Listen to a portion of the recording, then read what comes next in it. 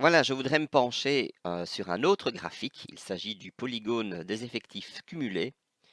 Alors pour ce faire, j'ai préalablement rempli ici deux colonnes. La première, c'est avec toutes les données du tableau brut, donc les modalités, que j'étais obligé de recopier l'une après l'autre à la main en double. Donc c'est un travail qui peut être relativement long suivant le nombre de données. Une fois que bon qu'on a fait ça, bon, c'est-à-dire de 0 jusqu'à 12, mais sans oublier également le 9 et le 11 qui ne se trouvent pas dans le tableau statistique qui a été conçu dès le départ, je dois mettre à côté, avec un décalage, tous les effectifs cumulés et également en double. Donc 1, 1, 4, 4, 7, 7, etc. Alors là également, bon, comme c'est assez longuet, il y a parfois des risques d'erreur d'oublier l'une ou l'autre donnée. Ouais, encore une fois, c'est pour ça que bon que je ne demande jamais ce type de graphique à l'examen. Alors une fois que j'ai fait ça avec le décalage, eh bien il faut absolument que je mette un zéro en plus ici. La conséquence avec le décalage, c'est que bon que la toute dernière donnée ici, le 40, ne va se retrouver qu'une seule fois. Une fois que j'ai fait ça, c'était le côté le plus dur du travail. Je vais maintenant pouvoir sélectionner les données. Voilà qui est fait. Et donc, je vais pouvoir maintenant faire le graphique. Donc, graphique recommandé. Voilà. J'ai ma fonction en escalier qu'on va tout de suite voir avec plus de détails une fois que, bon, que je l'aurai placé sur une nouvelle feuille. Donc, OK.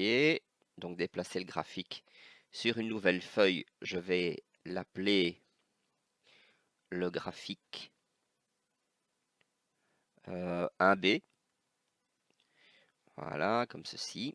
Donc, OK. Donc, voilà le graphique 1B.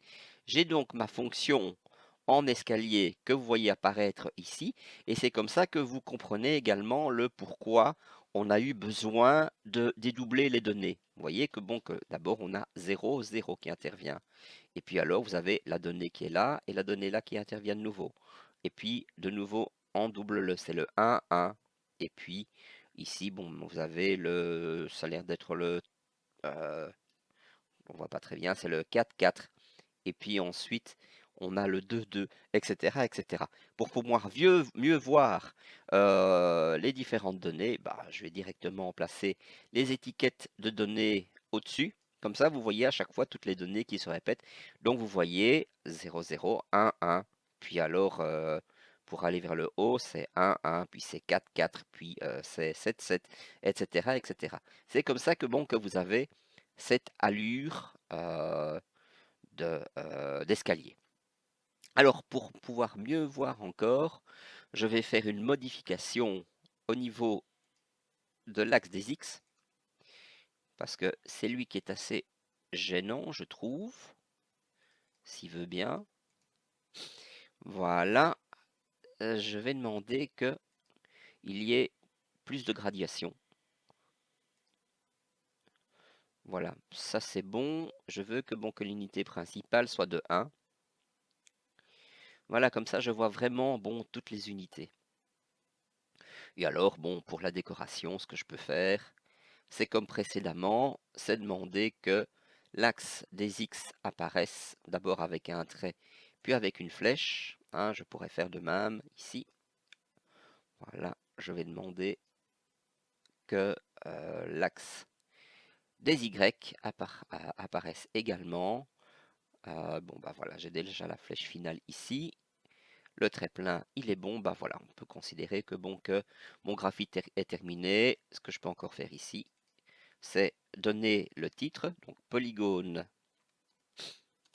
des effectifs cumulés. Et après, il n'y a plus que la déco. Hein. Je sélectionne le tout, gras italique, Times New Roman parce que c'est une police que j'aime bien. Il n'y a pas d'autre raison que cela.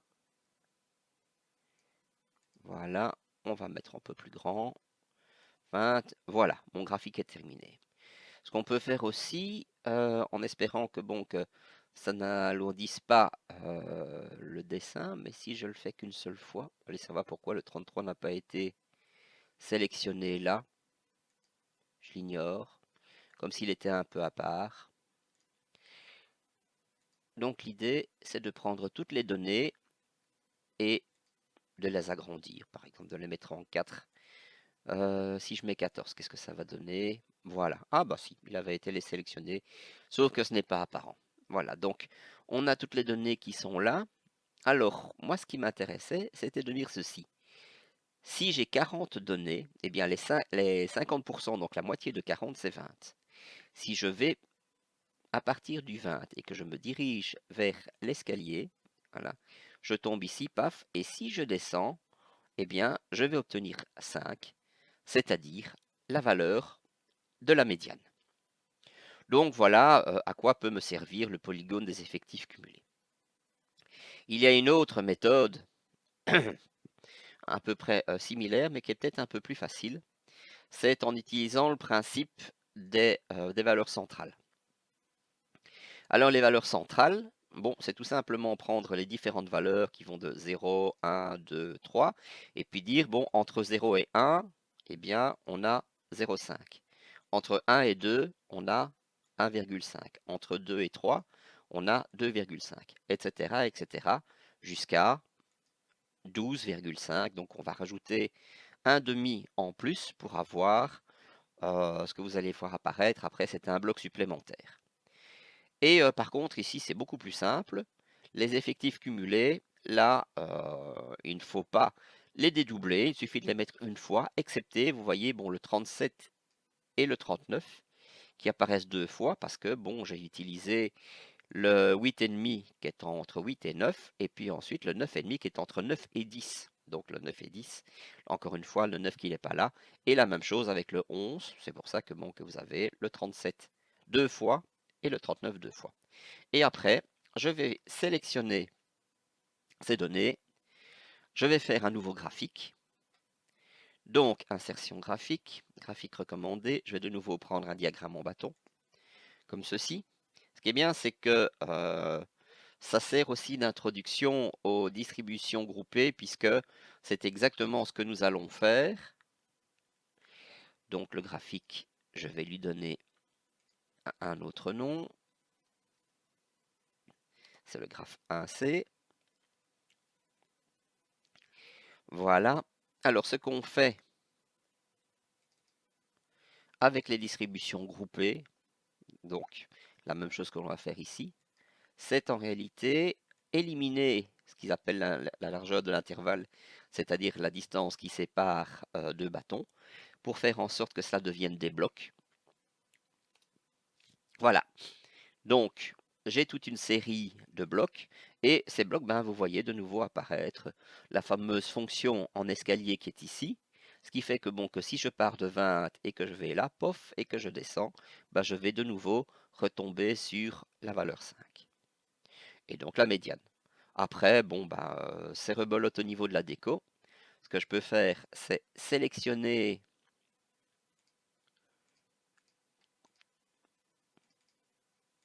Manifestement, ah, voilà. Voilà, j'ai sélectionné tous les bâtons. Pour pouvoir demander deux choses, d'abord, c'est important de mettre une bordure en trait plein, parce que sinon, vous voyez, ces traits, s'ils ne vont plus vraiment apparaître, il n'y aura plus qu'un seul véritable fond, on ne verra plus grand-chose. Alors,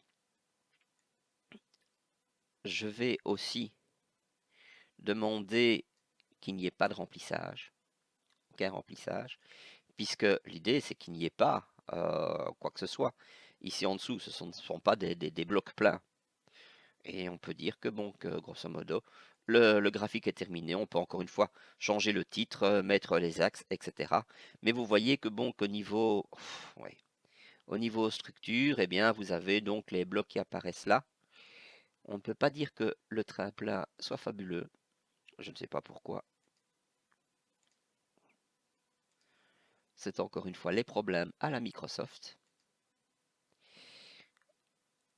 Bordure très plein. Et qu'est-ce qu'il me propose comme couleur? Un gris. Oui, bon, bah, on va choisir quelque chose d'un peu plus visible, hein. Voilà. Voilà, bon là au moins on le voit. Et ça termine donc la leçon concernant les graphiques avec les distributions ordonnées.